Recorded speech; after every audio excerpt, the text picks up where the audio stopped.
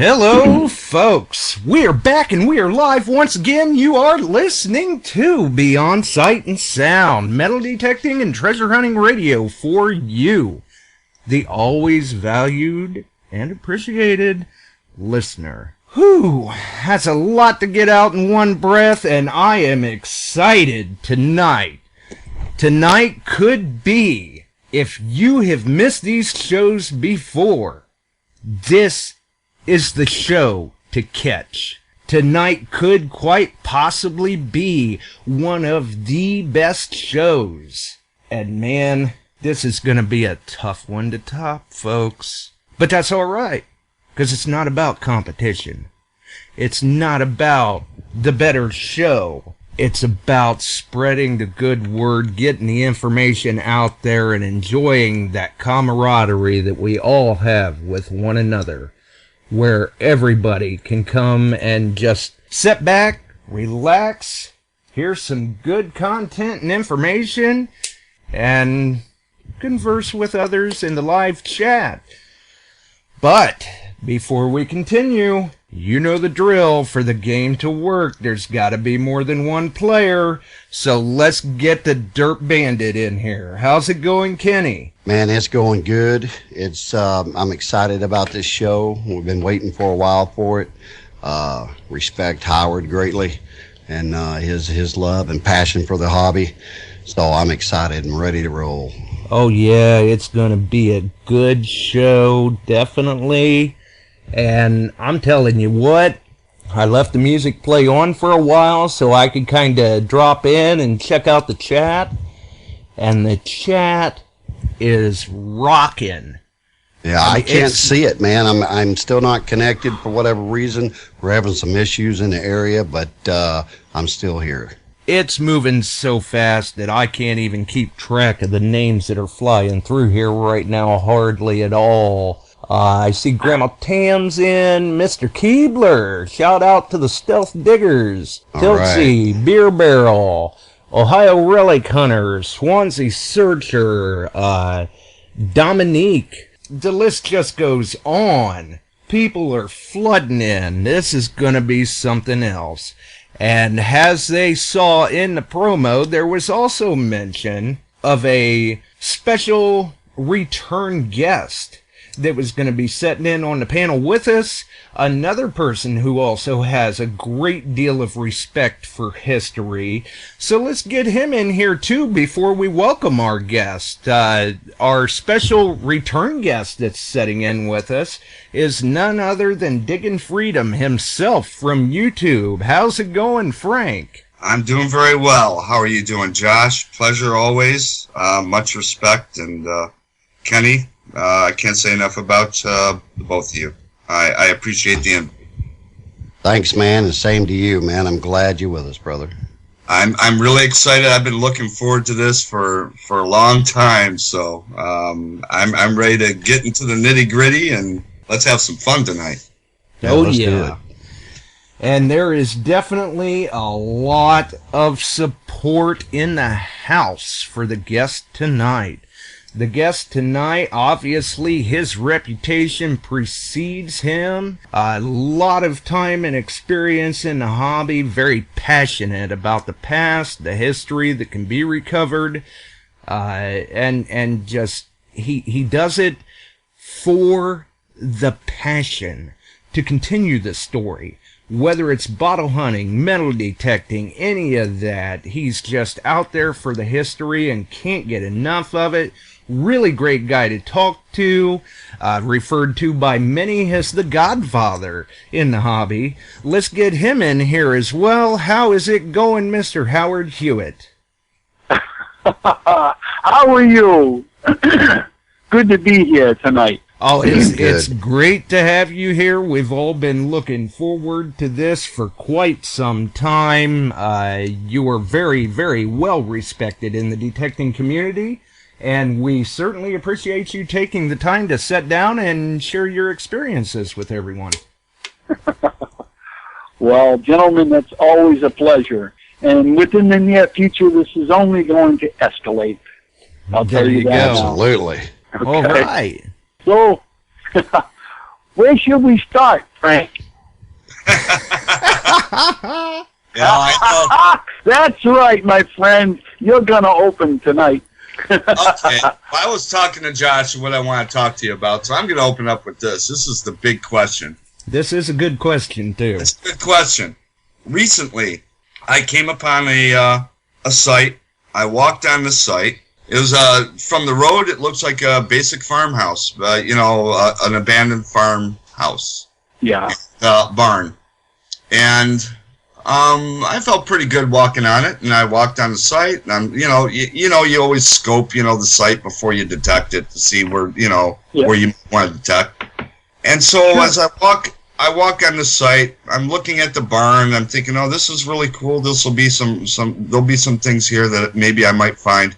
And then as I walked behind the barn, and I get behind the chicken coop, I find about 20 open dog kennels, like just cages, open to the elements, and I immediately got this heaviness, and I understood what was going on at this property. That probably it was a puppy mill. There were some things that probably were unsavory going on, and I got this feeling of I should not be here. And now I'd never had that before. But it was a feeling of I'm desecrating, or I'm interrupting a piece, and it was a real sad kind of feeling. It wasn't that joyous feeling you get of I can't wait to detect this. I want to tell a story of what I find. It was I can't do this because I feel like I might be disrupting, what might have occurred on this property. So I'm wondering, have you ever had that same experience? Yes, I have. And when I did, Frank, what I would do is I would stay longer, say maybe a half hour or even as long as an hour. And I would make an assessment, but only within encompassment of emotion. Now, on a rare occasion, I actually found myself choking up with a quivering bottom lip, and this would come from nowhere. Yeah. And when that happened, I knew that there was some unsavory history, such as, the manner in which you put it, or there was a tragedy that had taken place. And for me to pick up on those emotions to this extreme where tears would actually manifest, I would stand down and I would find my way home. And then I would reassess those emotions again. Now, in doing that, if I'm at a location where I know that I can do a background check and this history at this specific location, I would do that. Unfortunately, I end up fumbling over my feet. I go to my reference library, and I really can't pin much down. But nonetheless, I would go back, say the following weekend. This is maybe 8-10 days or more later. And when I went back, I went with 3 seeds of wisdom from a place that's between the heart and the mind. It's a sacred place, and it's very, very small. It's granular. It's only about as big as a grain of sand, but the power of which this little spark of light, as granular as it is, could very well blind every man, woman, and child to submission. And from this place comes these 3 seeds of wisdom: empathy, integrity, and compassion. And I would hold these within my heart and my mind to get a grasp of what emotional trauma or, what emotions that these people had actually, what they endured, what hardships that they endured, that even the environment would be so impacted in such a powerful manner, or in what way, that someone like myself, who has been, corrupted by society and the garbage that I see on television and on the magazines and everything else, regardless of that, I still went there as an empath one who is so sensitive to pick up on this. You know, you really stop to think about this. If you took someone who would live in the hills of Appalachia, you know, in the middle of nowhere, like, you know, like down Tennessee, the mountains of Virginia, and, you know, for the most part, these people and this culture, you know, are uncorrupted. And someone like themselves would walk 10 feet, you know, from this area and immediately pick up on it and just bolt the other way. But even as corrupted as I know that I have been, you know, by so much information and data and disinformation and a lot of trash, you know, I myself can go there and pick up on this. And it's like, wow. Well, in doing this, maybe once, twice, and then I would, from my inner voice within, I would ask. I intend to come here with the best of intentions, to recover what I can, to show everyone out there that, one, you still exist, your consciousness still survives, and I know that you're here, and I am willing to represent you and to bear witness of your testimonies. Yeah, you know, that's exactly what I need to hear, because I'm a dog. I have 3 dogs. I've had dogs all my life. So to see what I saw with open cages open to the elements, no way that they had shelter. You know, when it rained, they got rained on. You know, when it snowed, they got snowed on. You could just see the despair.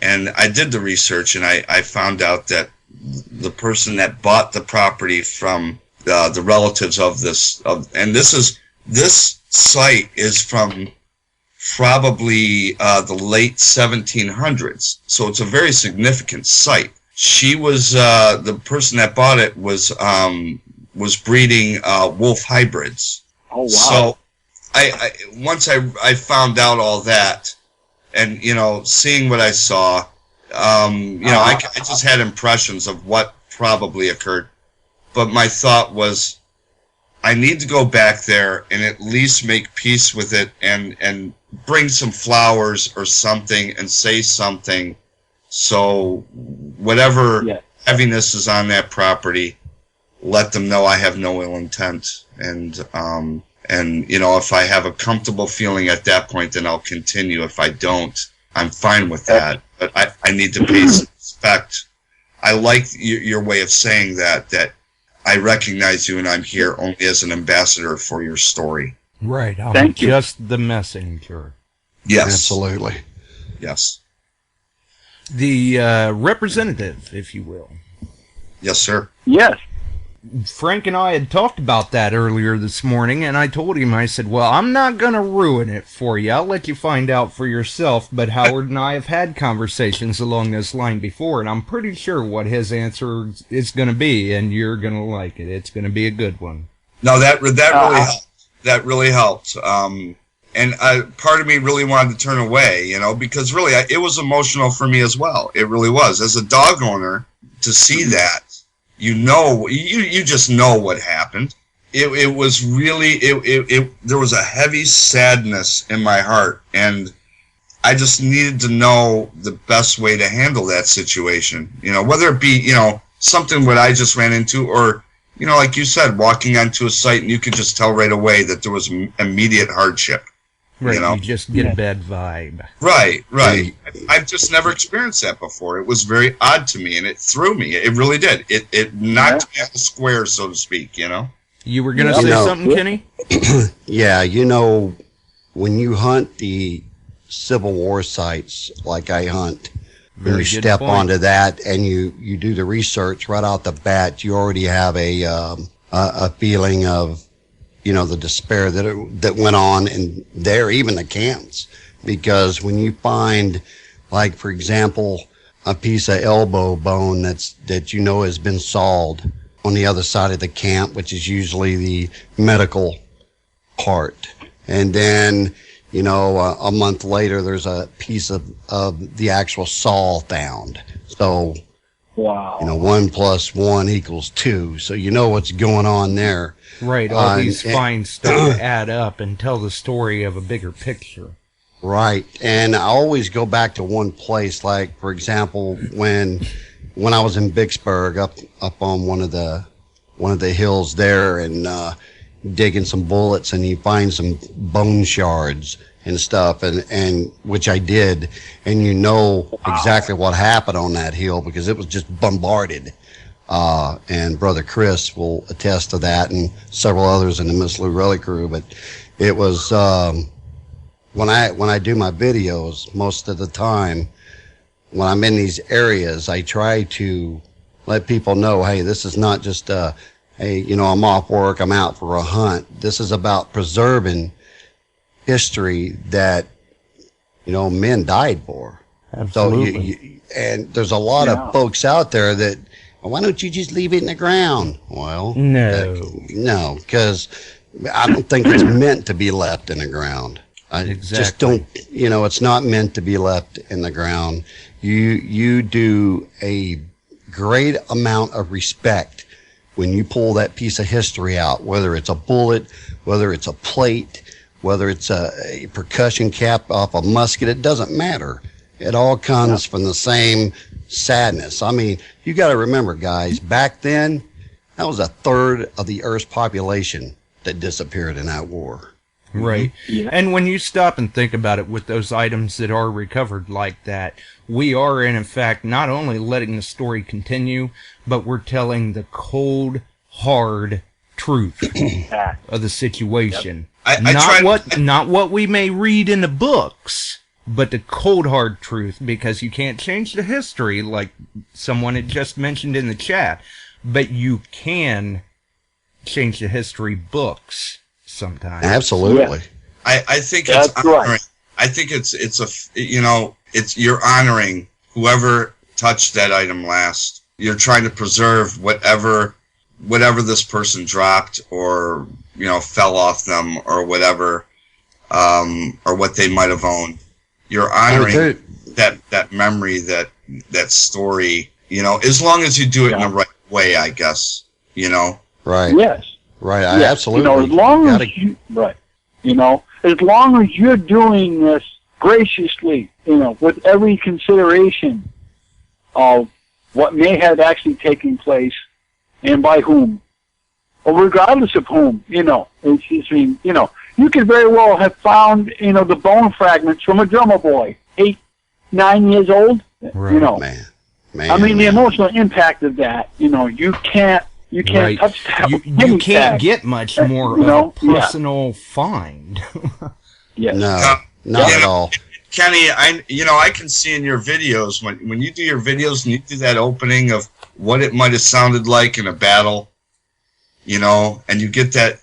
All of a sudden, you're kind of taken back to what it might have been, even though we know that's not it was like, but you get a sense of it. You're not hearing the screams, the yelling, all those things that go on in a battle. But, to see you go on that site and to see you, pick up a drop and or a fired bullet or the one you found with a cross on it, those type of things, you see those things and you're like, you understand. You understand what the heck you're picking up. It's not just, I just found this 3-ringer. Who had this? And why is it here? Yeah. And what happened what happened to make it be here? Right. It's not like picking up a clad quarter out of your local park or something. It brings it to a whole new level. A whole new level. A completely new, especially in a battlefield like that. I can't tell you how many times I have pulled stuff out of those camps or in a skirmish area where I just had to sit there and just, I got chills from it. Yeah. And you just had to kind of marinate over it because, I mean, when you do the research and you're in a skirmish and where the stronghold for the Confederates were, the stronghold for the Union were. Well, if you're finding the Union bullets that are fired, and I mean and then you go over to the other side and you're finding the Confederate, the Enfields. I mean, what happened right here. And one more thing, the piece that really got me that I found was, and this was in Vicksburg, was I found a bullet that had been melted and stretched and shaped into a pin. It even has the forefinger mark to where they mashed it so they could dip it into the inkwell and write with it. And right on the bottom of it is, you can still see the ink stain. It just blew me away. When I dug it, I was like, oh. And when you turn it over, you can see the inside. It's a 54 caliber bullet that was stretched out into a pin. This guy needed to ride home. Yes, it was really, I had to sit there and think about it for a while. Yeah, that's the same thing. You know, Howard does a lot of bottle digging. And actually, I started getting into bottles watching Howard because I'm like, I've never thought about bottle digging. But I'm sure, he's across these elixir bottles, and these people, they didn't know any better. All they knew, they were sick, and they just need, some traveling salesman comes along and says, "Oh, this will cure all," and they buy it, and it's junk. Yeah. It's just full of alcohol or whatever it is, and you can pick up that bottle and know this was used because someone was sick. And sick wasn't easy back then. No, I mean, you get a cold in one of those camps, and dysentery, took out half the guys. Oh yeah. Oh yeah, disease, sickness, all of that stuff. They not only did they have to worry about the enemy, so to speak, but that was also a big factor out in the field too, because they had just as many of them dying from that. Mm-hmm. Yep. Absolutely. I know. Now, is there any particular question that you may have for Howard, Kenny? I don't know if it's a question. Sure. I think that what I have for Howard is where I can relate with Howard is, and so many of us can, is when I watch some videos that you've been in and the way you hunt is, number one, you have thought it out before you ever got there. I mean, that goes without saying. You put together a plan. You have the passion for what you're hunting and the respect for what you're hunting. And that is how it is supposed to be done, bar none. And the excitement, too. It's almost like a teenage boy out there or something. That got his first kiss. Yeah. You put all of that together, though. I mean, you put all of that together, and then you bring along the bag of ethics to go with it. I mean, not only is it going to get you more places to hunt, but when you leave it like you find it, and the stuff that you find and you respect and your knowledge of what you're finding so you can share with others, which creates a younger generation that will look up and say, man, I would sure like to do it like he did. That's you, buddy. That's you, Howard, and you're highly respected, and I'm right on top of that list, buddy. Yep. Same here. Well, that's what I had always been made of. I learned so much more by emotions and wonder. Wow. I mean, I did mention before on the previous show, on this radio show, I mentioned a coin silver spoon that I had found from what was at the time a prominent family in the Bristol County area where I was born and raised. And this spoon was made by Charles Whiting from Hartford, Connecticut between 1745 and 1752. Well, what's really cool is having those dates validated by this specific silversmith is the only one individual who would be of age to be using a baby spoon would be none other than Edmund Andrews, the son of John Andrews, who happened to be a veteran of the King Philip War in the 1600s. Outstanding. Edmund came in second after him, and as an infant, his father John had the spoon commissioned to be made for him. And no kidding, when I dug this thing out of the ground, the first thing that I did was, I understood that it was a child's baby spoon. And with great anticipation, the very first thing that I did, regardless of the make, it didn't matter. What I wanted to know was, and I rubbed my thumb right perfectly in the ladle of the spoon, and I saw Edmund's teething marks of his own teeth having bitten into the spoon. That's just, that's a one of those silent moments that you have. Yes, it is. Yeah. Definitely is. And, it's an odd thing because the minute that I did that, I get this vivid camera flash photo. Now, of course, at the time, this was impossible. We're talking 1743. He was only a few months old at the time, maybe a year old at the most. Nonetheless, I can see both John and his wife, Elizabeth, on the hill slope where I found the spoon, having a picnic at a high elevated point where I know geographically at this location they could see the church steeples farther north up towards Easton at a distance and having a picnic. Wow. And seeing Edmund with the silver spoon, gnawing on the spoon, laughing, giggling as children do, and having to throw his arms back and forth to see this goofy facial expression from his mother, for an example, not realizing that the child had the spoon in his hand, and he threw it into the tall blue grass of that hill. And as they looked, they couldn't find it. The spoon could have easily went from the handle, because the handle of the spoon is spaded, much like a point, much like a spear.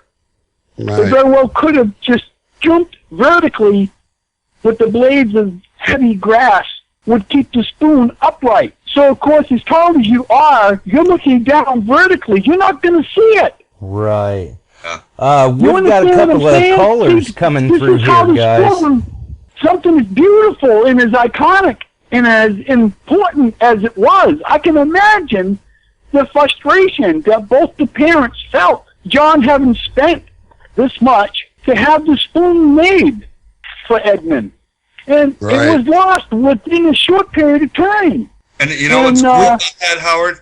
That one object made you think of that all this was thought. You imagined everything about this family, what might have occurred, where it happened, by this one object. And like you said, empathy, you go back to empathy, putting yourself in someone else's shoes or their place, Absolutely. Yeah, exactly. We've got a couple callers, guys. Hold in there, folks. Oh, sure. We'll try to get to them. 3485. You're on the air. Hi, brothers. How are you? This is Craig M. Stryker. How are you guys doing this evening? Hey, how you doing, buddy? Very good. Very interested in your guest. Pleasure to meet him.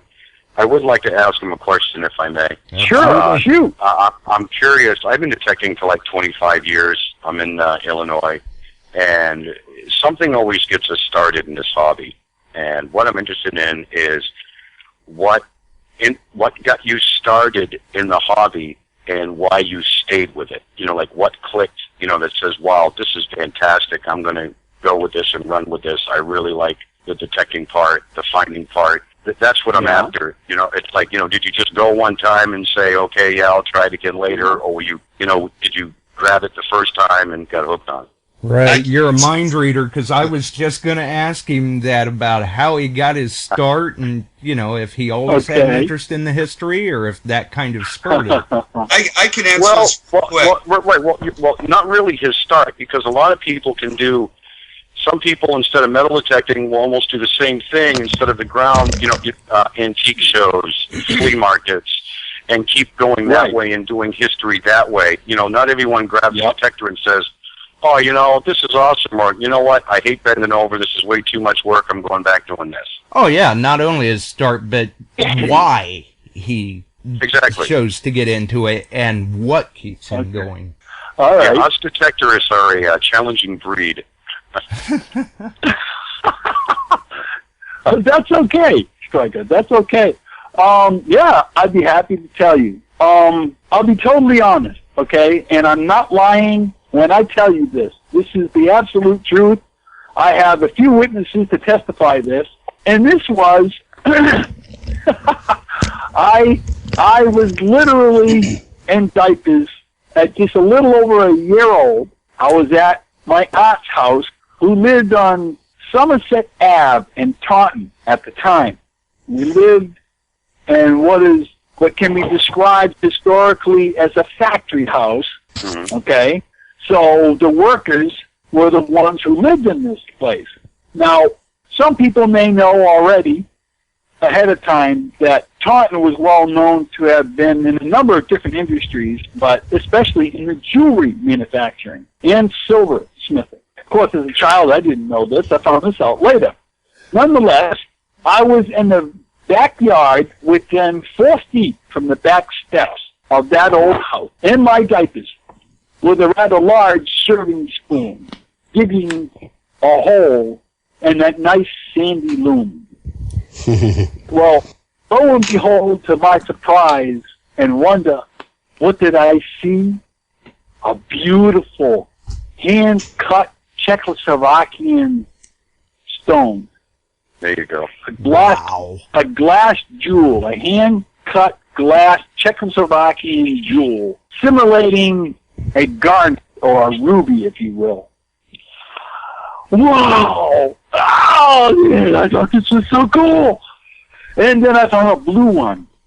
And then a green one.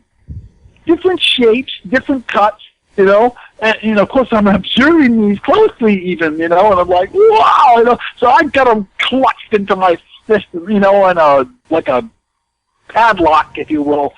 And I kept digging, and I found a whole handful of maybe between 8 or as many as 10 of them. Some of them small, some of them were larger. And I had these stones clutched in my fist, happy as a clam, and I waddled up those steps with a full diaper.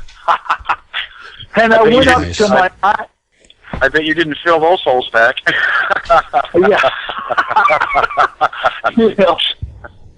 And I waddled up the steps with those jewels clutched in my fist, and I walked up to my mother, and my grandmother, and my Aunt Joan, and they all happened to lean over me and said, "Ooh, what's that you got in your hand?" And I opened up my hand and I said, "Oh my God!"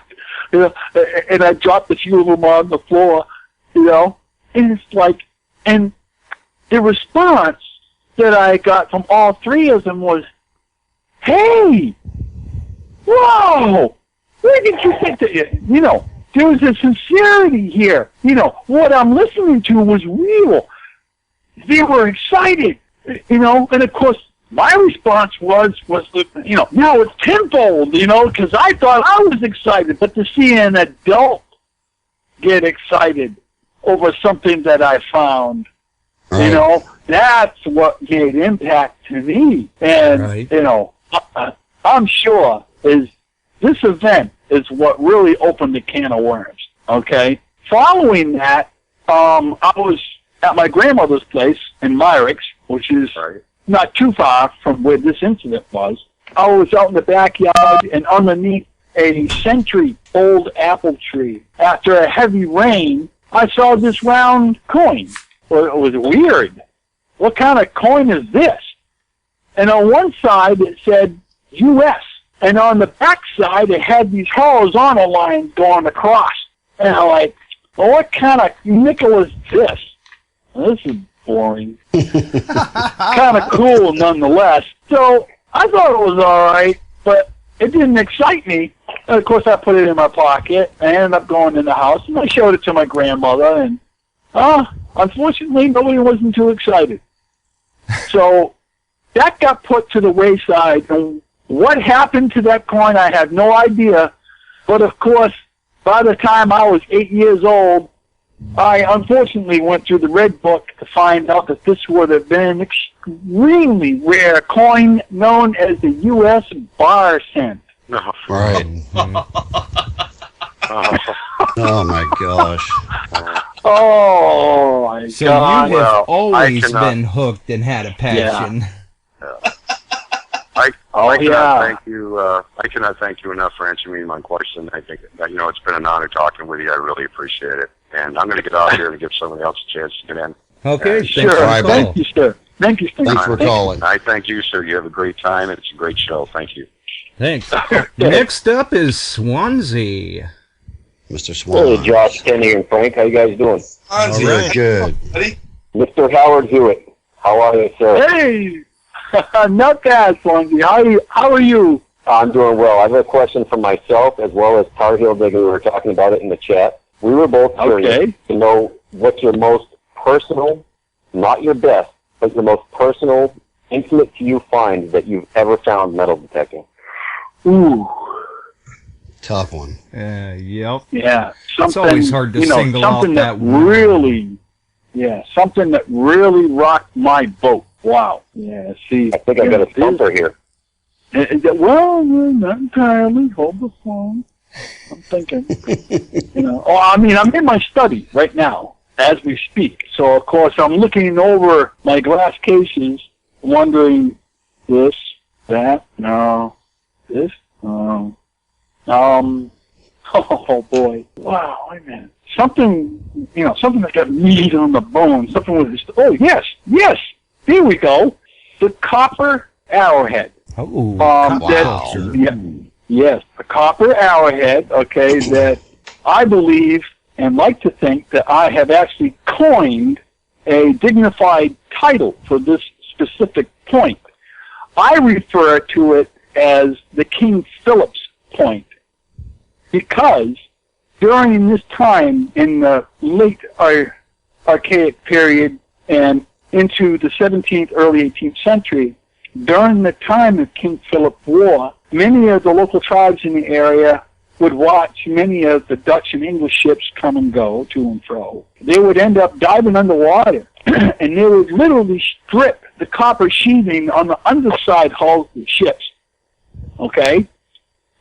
Not always, but regardless, they did this on a rare occasion whenever they could, and when they knew they could, without getting caught. But they did make many of these points what oddly enough, is the same copper gauge and thickness, and they made points out of these, and they used these in their service in their campaigns of the King Philip War. It just so happens that the Andrews estate that I had mentioned about the coin silver spoon, okay, I actually found within the inside interior of where the house was. And I later read in a reliable historical works about the King Philip War, and I found out that John Andrews was wounded in the leg with one of these points. Wow. And I found it. Man, Unbelievable. It's just awesome. Yeah. that's a great story. Talk about a humbling piece of history in your hand. Yeah. Absolutely. Yeah.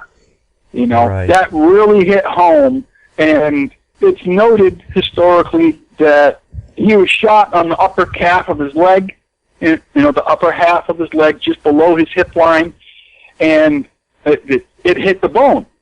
Now, with a considerable close range of, say, maybe 20, 30 feet, okay, most of the bows at that time, it's historically understood to usually range between like 40, not much more than maybe 50, a little over 50 pounds.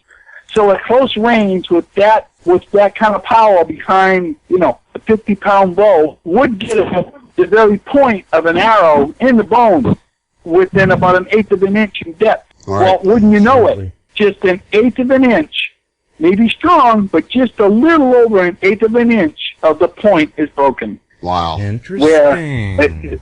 You know what? It could be done, but it's next to impossible because I know they won't do it. But the body could be exhumed, and I would not be surprised that in examining the upper left thigh of John's leg, you would see the green oxidation in the leg bone. Wow. Yeah, How you would. cool Wow, would yeah. that be to confirm that? Man. God forbid if he was, but I'm just saying, Right. I would not be surprised because what really rocked my boat was I had this point, and I was happy with the fact, that it was probably just a war keepsake, souvenir piece, that he talked about. Well, little did I understand how much more that it was by tenfold to later read 6 years later to find out what happened when he went on the campaign to go to Middleborough, where he was wounded. Right. Yeah. Wow. So, Well, yeah, thanks yeah, for the that call, rattled my Swans. cage. I told Swansea, thanks for the call. We've still got a couple other callers waiting I in wing appreciate it, here. guys. Sure. Yep. Okay, next up, we've got a fellow stealth digger. How is it going, Mr. Keebler? Well, hello, everybody. Hey, Mr. How you doing, Keebler. buddy? Henry! Hey, Howard! How are you? Just I was afraid I fine, was my gonna- old friend. Oh, Just fine. Yeah, gosh, everybody, we've known each other for what? A little over 200 years, right? Oh, yeah, about that. Yeah. Yeah. Well, hey, look, you haven't been to the Green Tavern down in Newport, and I don't know how long, I keep showing up, but, yeah. Hey, wouldn't that be a nice place to meet, wouldn't it? Yeah. At a tavern. Absolutely. No doubt. Oh, of course, I'll be next to the fire. Oh, gosh. So, I was trying to picture you when you were talking earlier in your diapers, finding that spoon. Did you have a beard then?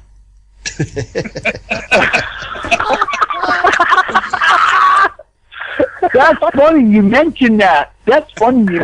Henry, because actually I grew my beard in by the time I was like 19 or 20, and I've had it ever since.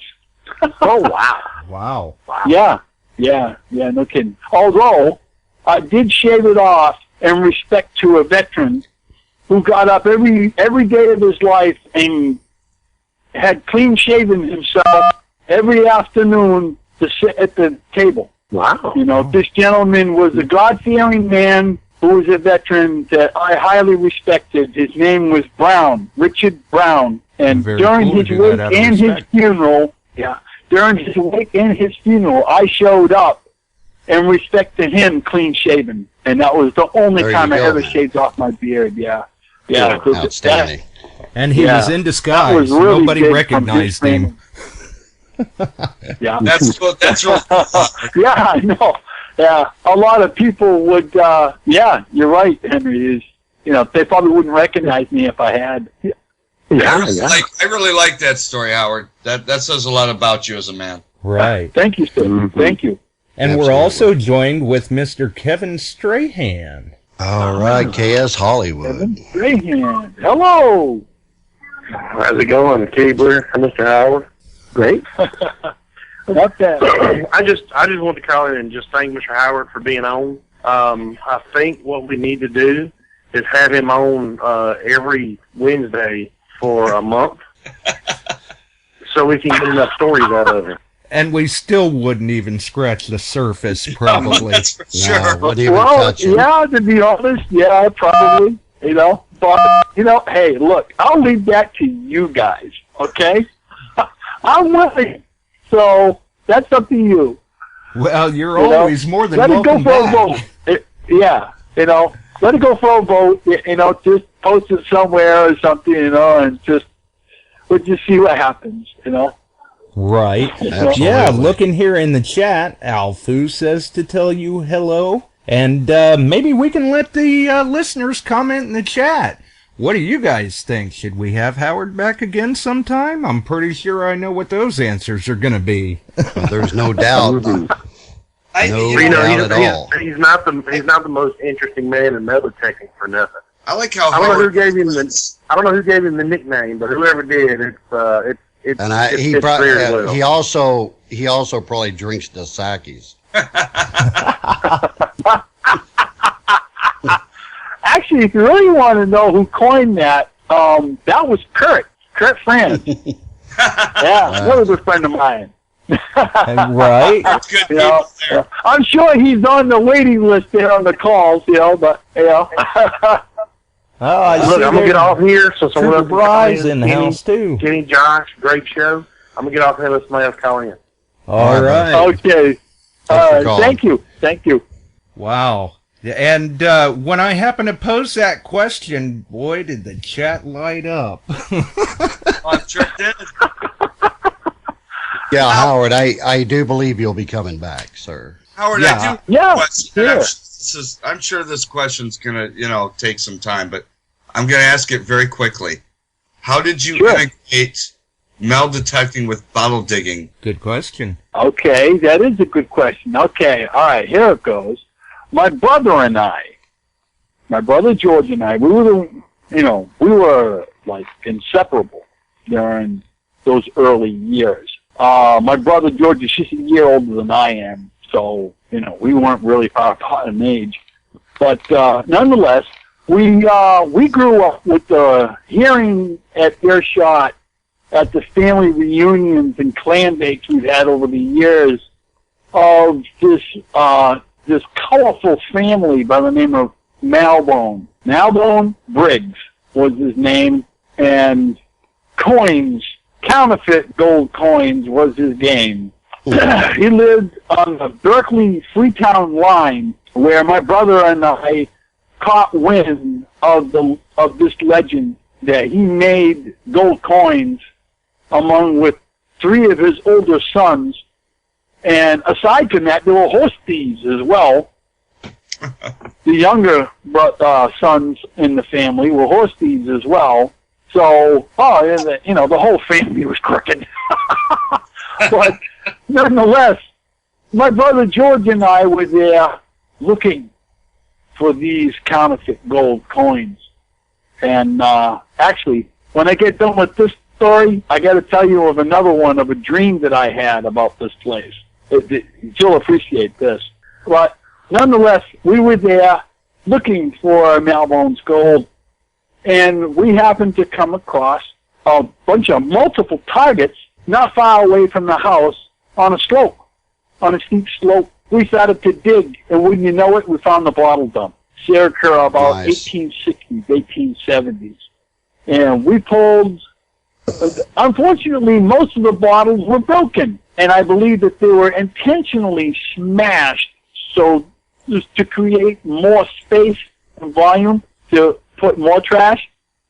Yeah. And I really believe that, because we only found like maybe 5 or 6 bottles out of wiping out a whole area like 16 by 20. Some of it were as deep as about 2 feet or so, but not much deeper.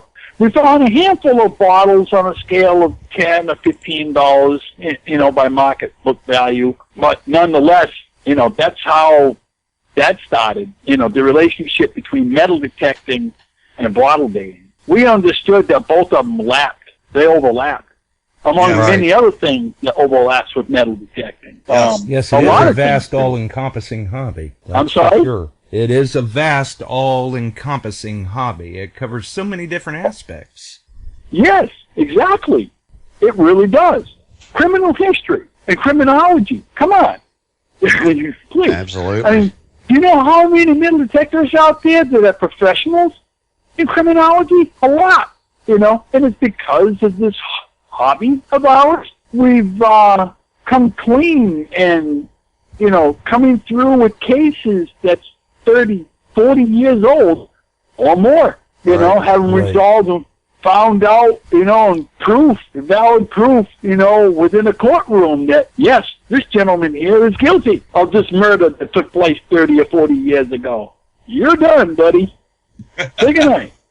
Oh, yeah, and I'm sure, he was probably scratching his head, never having thought, well, who in the hell would think of a metal detector, 30 years after I took her out. We did, yeah, Well, and now you're behind bars.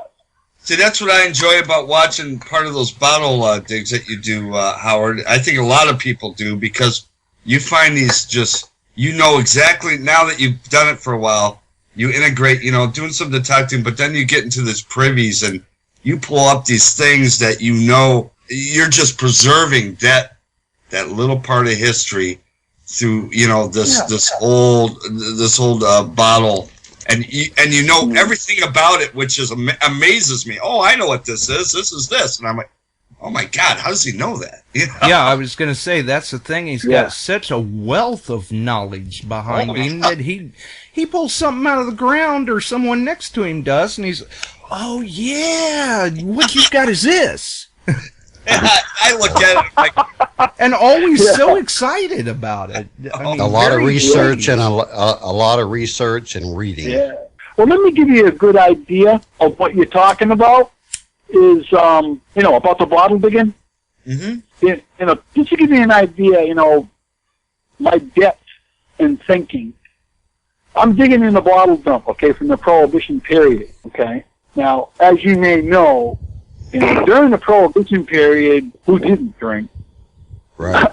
Okay. No. As I'm digging, I'm finding a lot of milk bottles.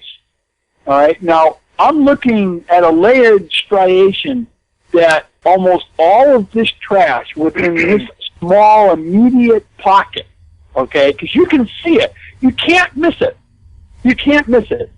It's a day, not a day, but maybe a few days, maybe close to a week in the life of a family within the Prohibition era, okay? Now, here's what I saw. I saw only 2 or 3 milk bottles, and I found a few. What the hell? Melon's baby food. Oh right. Wow! Hey guys, we've got another caller, 203 area code. You're on the air. Hey, this is Dave Wise. Oh, hey Dave! Hey Dave! Hey, how's it going? You talk about another knowledgeable hunter. Whew. Dave, it's not your birthday today. I know it's not. Happy birthday, Dave! You guys are too much, man. I wanted to call in and just say how much of a pleasure it was meeting Howard and detecting with him. He's just a class act. He's got a heart of gold and just, I don't know, just the most passionate man that you can meet and detect alongside. He's just a great person. Yeah, that has got to be a real highlight experience in its own, just to be able to hunt alongside this man. No doubt about it. Yeah. Well, you could say I am excitable, after finding, that whiskey. You remember that, Dave?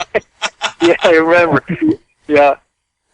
Now, here would be a good question, though. When you guys got together to hunt, because, Dave is he's extremely knowledgeable in buttons and buckles himself. Yes. Was there a little, maybe, friendly infield competition? Who can ID the find quicker?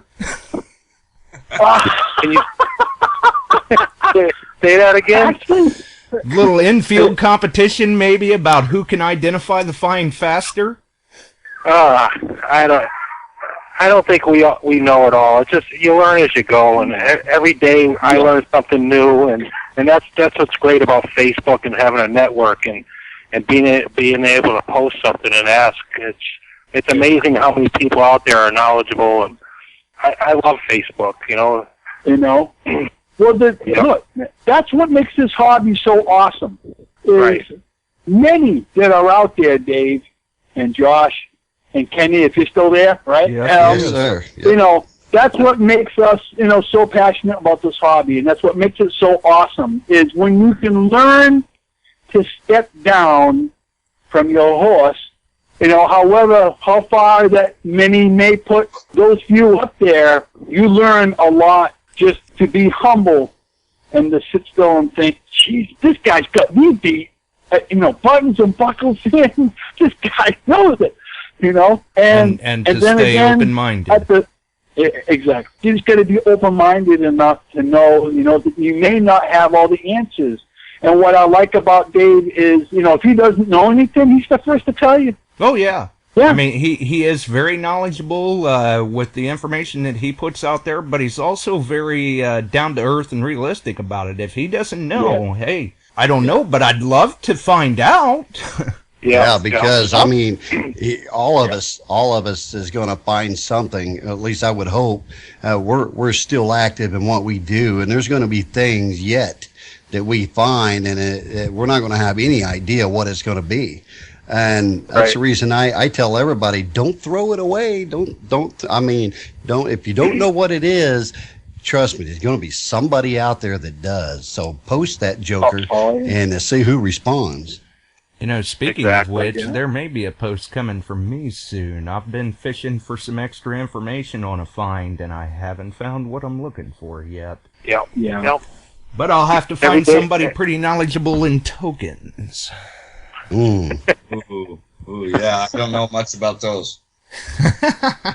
Well, I know L.A. relic hunter John Kelly. I know he's found. I watched a video where he found. I don't know how many they were, but it may be worth asking that guy because he has found a bunch of them. Right. We are also joined by another longtime veteran of the hobby from the Florida persuasion, Mr. Jim Fielding. Hey, Mr. Josh. Jim. Hey, Kenny. Howard, How how are you you? doing? Yeah, I'm going to let you guys go, okay? Hey, good. Okay. Thanks for the call, Dave. Always a Thanks. Hey, pleasure. take care, Howard. Keep in touch. Hey, Good job. you too. Good job on the Thanks, show, man. you guys. Yep, take care. How's it going, Jim? well, we're down here in Central Florida. We're like sizzling. When you guys have winter, you can't hunt. When we have summer, we can't hunt. So, it's been around 102 to 105 in the shade down here. Oh, my. So we actually, some of our metal detectors actually show a battery drain from the heat. You know, they drain faster. Right. My mine lab is putting in a pool of plastic. You know? Going, you know it's bad when our detectors are suffering from heat stroke. Well, Believe it or not, You know what that is? believe it or not, they do here. They do. They actually show. My wife, though, Patty just, her metal detector never goes dead. She, you know, I used to bring her with me just, you know, because she wanted to keep track of what I was doing. And and now she caught the bug. Now she's like, are we going hunting or what? What are you doing? Come on, let's go. Nice. We call that the northern payback. There you go. I guess it is. Well, Yeah. When the tables you know, turn. That's right. yeah. Well, you know, well, we've been hunting down here as opposed to y'all up there hunting, you know, the Civil War artifacts you guys come across.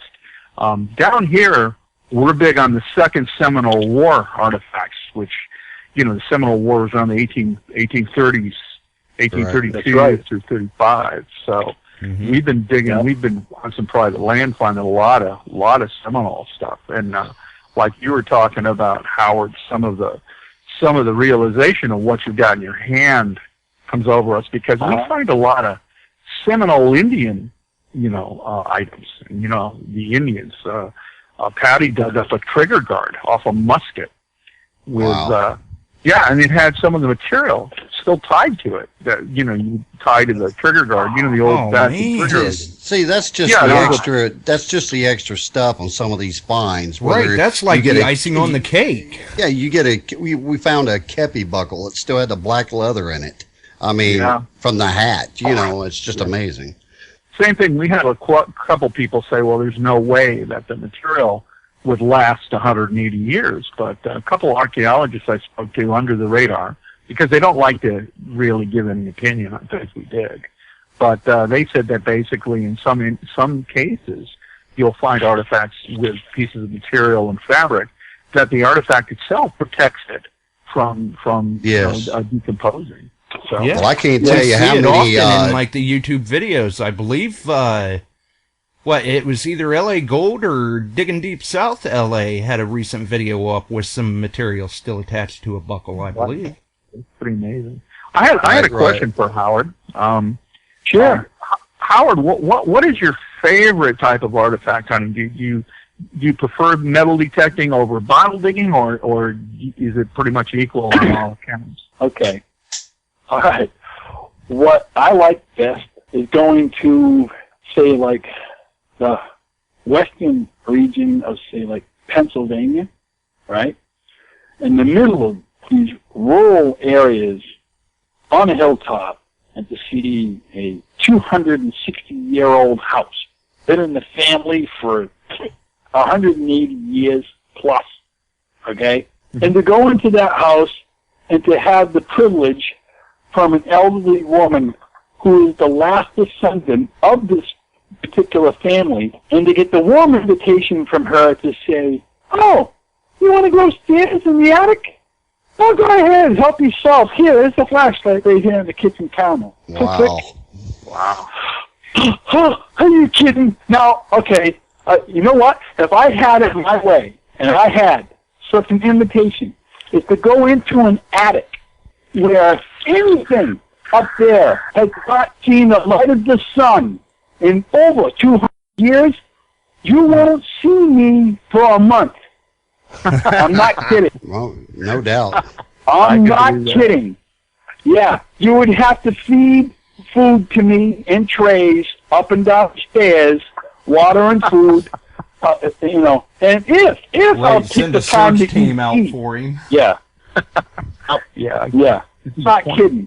I'm not kidding. All right. You know, because you know, attic exploration in the 200-plus-year-old archive from one family that's remained intact. You know, to me, it's just priceless. You know, I mean, everything in that attic is just a museum. Well, in of you know, itself. Howard, it's also layered in generations. Yes. I mean, generation. The stuff, you know, from as you get deeper, it's older. Oh yeah. We don't. think, yeah. We don't have a lot of attics in Florida, basically, because Oh yeah. we don't have I attics. know. And we don't have basements because there's water about 2 feet deep. You dig down and water, the hole fills up with water. but I know. But that's No. amazing. Absolutely amazing. You're reaching, buddy. You're reaching. You ain't telling me nothing new. I spent 5 years down there in Newport Richie. I dug more dirt and sand down there like you read about. Yeah. A lot of those poured pads, I had to dig all of the trenches for all of the plumbers and electricians. Wow. And it looks like we've got one more caller here joining us. You're on the air. Who do we have? Digger Matty, or otherwise known as Dirt Flicker. Ah, All right. Sure. well, welcome to the How show. you doing? Welcome. Well, I appreciate you taking my call. Howard, I was wondering if you have, written any articles in Eastern and Western Treasure, early on. I've been doing this for a long time, and I was kind of curious if you've written any articles in the past. No, I haven't, but I can understand why you guys ask, because the way and the manner in which I tell a story, most of you would assume, wow, I would love to read an article that he wrote. Absolutely. And unfortunately, I got to tell you that I'm not technologically savvy, let's say. I'm challenged in that aspect. However, that's changing, though, in the last year or so. I'm actually talking to you on a cell phone. All right. That's a big move right there, man. Yeah, I hear you, man. right. Yeah, that's a big move nonetheless, for Howard. Got rid of the rotary dial, huh? I get it, though. I get it. It's cool. It's cool. Yeah. It was getting a little bulky to carry out in the field. Well, yeah, it would be, yeah. But, Plus so all the to wires answer you your have to question, trail after. though, to answer your question, Dirt, is I have yet to write an article for Eastern and Western. I would like to. However, that would be a challenge to me. I would probably need some assistance with that, somewhat. I just need some incentive, to have somebody egg me on, like a dare. Come on, I dare you, I'm like, okay, no, that's wrong, because, the worst thing you can say is tell me you can't do that. So, before you could even spell it, before you would get to apostrophe T, I'm already making a mindset to do it. Given that, I take that as a challenge, and I'd say give me until springtime anyway You know, because if I'm going to write one, it's going to be a goodie. Yeah, there ain't no doubt about that, Mr. That's Howard. right. Well, you know what matters is anyway. What matters is what you find in the ground at the bottom. You know, when push comes to shove, it matters what you dig. Doesn't matter what you write. Absolutely. So, Absolutely. I appreciate you guys taking my call. Not a problem. Thanks for joining us. And we're joined by Take Mr. care, guys. Take You care, too. guys. I'm going to let another call come through. Take care. Okay. Yeah, Yeah, thanks for I'm taking going to do it. the same. Bye-bye. I'll see you all later. Great show. And we're joined by Mr. Chris Engel. Brother Chris. Hey, guys. Hey, Brother Kenny. Hey, Mr. Josh. Hello, Frank. Hey, Chris, how you doing, man? Oh, good, good. Hey, Howard, I got a question for you. Hey, Chris, how you doing? Good, sir. Good, good. Just trying to beat the heat like I'm like Jim. Down here in Texas, it's if we don't get the rain and the floods, we get the heat. So that's what we've been fighting down here. Yeah, I believe it, brother. I know where you're coming from, man. Yeah. Anyway, on all the things you found, do you keep everything you find, or do you maybe give away some, donate some to museums, or do you have, like me, just a conglomeration of plastic cans and stuff you just toss stuff into? Actually, all of the above, to be honest. Okay. There you go. Almost all of it I kept, and I have everything in historical context being tagged, labeled, identified, and I'll even go the extra mile where, depending where I got it from, if it, backbone in its historical provenance, in its history, and it's in historical context, I just may end up writing a 4 to 6 page essay, if you will, on ledger paper, which is those extra longer writing tablets, Yeah, like the ones that lawyers write on. They're really, really long. On lined paper. Ledger lined paper. That's what I do. I register everything. If I go bottle digging and I'll find multiples of the same bottle, like a baker's extract, for example, or a Miller's Arabian Balsam, I have one too many of those that I could mention. On a rare occasion, I'll give it to a friend or somebody. Sure. Right. Even a few coins. I've given away a few coins. Well, like for an example, geez, you wouldn't believe this if I told you. Believe me, it did. It happened. I was on the trash route going through the city of Taunton. I always keep my senses sharp, all of them. And one of them that I keep that favors me most is my nose. My sense of smell. The first thing that I catch at wind, especially on a hot day like today, that distinctive attic smell, that attic aroma, looming through the air, and no kidding, like a bloodhound, I'll chase it down.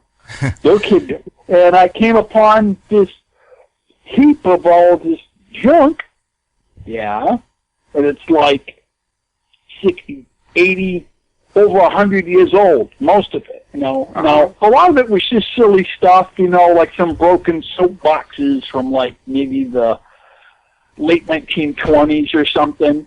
They're all rotted on the bottom, they're shot. Because I overlook and assess everything, I don't miss anything. A lot of it, it's like old handles from a shovel or a rake from, like, the early 1900s, maybe. Well, I really get excited whenever I come across a pig pile like this, okay? Because now what it is new owners had just moved into this place where there had been an established estate, having been intact up until the new movers, the new family that moved in, up until that point was like 65, maybe close to 80 years.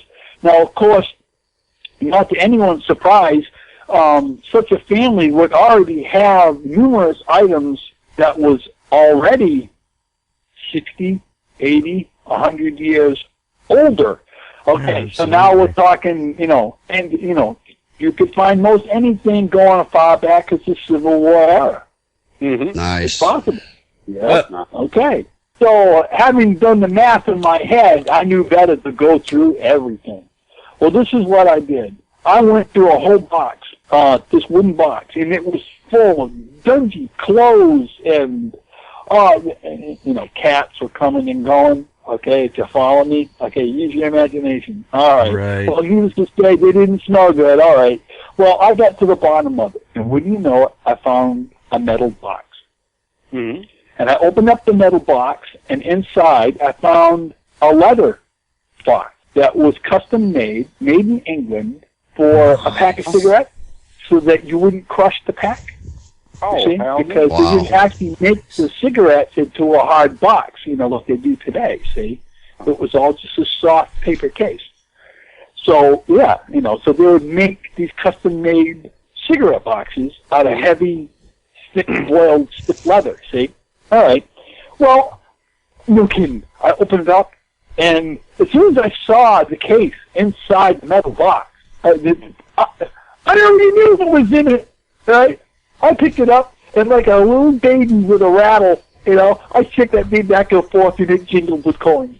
I opened it up, and I found, what was it? 3 silver dimes, two of which were mercuries, a silver rosy, 2 silver quarters, and there was a couple of early British coins of the early 1900s. Wow. Very nice. Very nice. Fine. Right, little 10 coin. Well, we thank you for the call, Chris, but we've got one more caller here to work in, and then we're probably going to have to roll out. Thank you, Howard, for answering my question, sir. Sure, sure. Take care. Take care, Brother Kenny. 603 area code. You're on the air. It looks like you'll be our final caller. Wow, look at me being the last caller. Howard, how you doing, buddy? Tim? It's J-Mo. J-Mo. Oh, Jay. Oh, okay. Hey, you know what? On the phone, you sound just like Tim Matthews. But I'm not. Hey, to you and to him, I think that's a compliment. Oh, all right. I'll take it. I'll take it. Man, how you doing? Yeah. I'm doing great, Jay. I'm doing great. I've been trying. Oh, thank you very much. Thank you. I've been trying to clear my schedule for this evening to try and get on to you guys and get on the show here and make a call in. But, I mean, I got kids and family is just screwing up my whole hobby. And no, man, that's okay, man. We love you just the same. Yeah. So what's up? How you doing, buddy? Oh, man, I'm doing okay. Right now I'm feeling pretty good. Nice. Yeah, well, I'm feeling pretty good, too. I just got to ask you one question, man. I got to know. Sure. I really got to know, and I know it's not really touched on a lot in the metal detecting world, but as far as a historian or an amateur historian, as myself and others claim to be, where do you get your puffy shirts? Okay. Well, actually, I did have some friends of mine that helped me out. Jesse Bailey helped me look up. There was a few different sites that make shirts. However, the ones that I purchased is from a company called Diva, I believe, from South Dakota. And they're all handmade by from South Dakota. They're handmade by just a handful of very creative, wonderful ladies out there, and a crew of only 15 and maybe 20. Wow. 20 women that are making these. Nice. Well, okay. Well, at the cost of $45 each, and knowing how they were made and who made them, I paid the money without thinking. Right. No, absolutely. Yep. I just, but I know. Unfortunately, they went out of business. Just. Oh man! Like I said, I know that you've gotten every single bottle hunting question in the world, and I know you've gotten every single metal detecting question in the world that there is to have for Howard Hewitt, the Godfather. Thank you very much. And but I just had to know where you got those fabulous shirts because they make you look so damn handsome, buddy. I love you. Thanks, man. J-Mo, hey, you know what? Listen, if there's a will, there's a way. I may end up finding somebody who does so, and is good at it. I could talk her into this and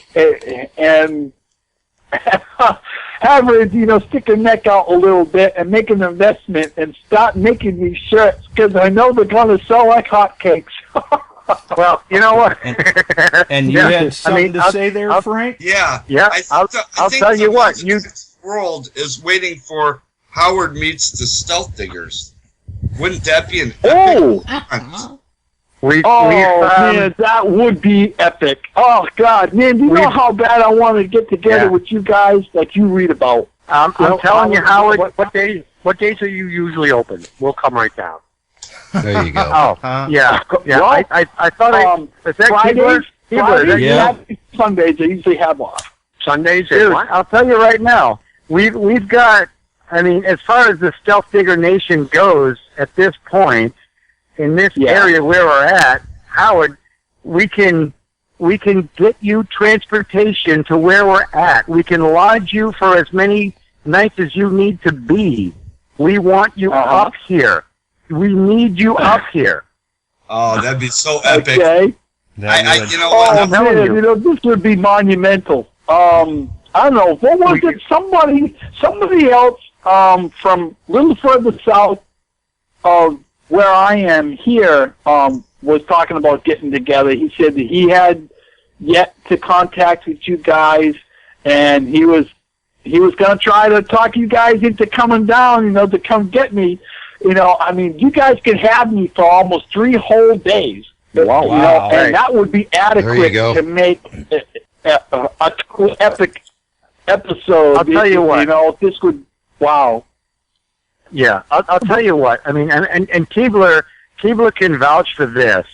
As far as what we have up here in this region, okay, as far as whatever we've got for available properties and permissions and everything like that, it doesn't matter if it's the Core 6 or the Core 8 or even 2 people. No matter what happens up here in this area, we've got a handful of people that can accommodate anything you need to come up here and make this happen. I'd say your biggest challenge is to get somebody who loves to drive, who loves to travel. I don't think they'll have a problem. We can send Bigfoot down. I don't think they'll have a problem with that. No, I think that's awesome. Okay. I think that's awesome. Howard, that just shows you how much you're loved in this community, man. That's right. We got you, man. We certainly got you, man. Don't you worry. We got you. Okay. All right. Man, that's great to hear, man. You guys just make my day, man. I can't wait. Well, I'm on Facebook. And just to give you an example, just to give you a quick example, Josh, and all the listeners out there, we were out at an early 1800s farm site and just hunting along like we do as stealth diggers. There was probably 6 of us out there. There was me and Keebs and Charlie and Bob, and I think Nate and John were out there with us and everybody, and we're just hunting along, doing our thing, and all of a sudden Charlie's phone rings. And Charlie looks at me with this confused look. He's like, I don't know why this phone call is coming in, but I'm going to answer it. So he answers it, and it's Howard. Right. Nice. Howard's over there saying, hey, Charlie, what's going on? He's like, oh, we're on this farm site, we're hunting, we got a couple of buttons and a horseshoe and a 3-ringer and whatever's going on. He's like, oh, that's great, that's good to hear, and, nice to talk to you, I'll talk to you later, have a nice day, goodbye. And there it goes, Right. So I'm like, Charlie, we got to get this man up here. We got to get the Godfather up here with us and have a true hunt. With a couple of the core group or whoever can show up. That's right. A couple of weekends ago, you guys will see it in a couple of weeks. Maybe next week or the week after. We had a huge meeting up here, and we had guys from Pennsylvania, Connecticut, and Maryland, and they all came up for the hunt, and we had a blast, and it was a great time.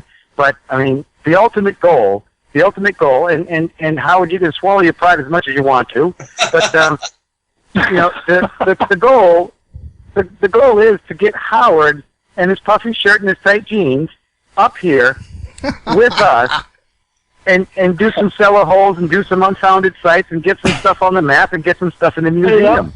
All right. Well, we appreciate the call. We have ran over, actually. We've ran on.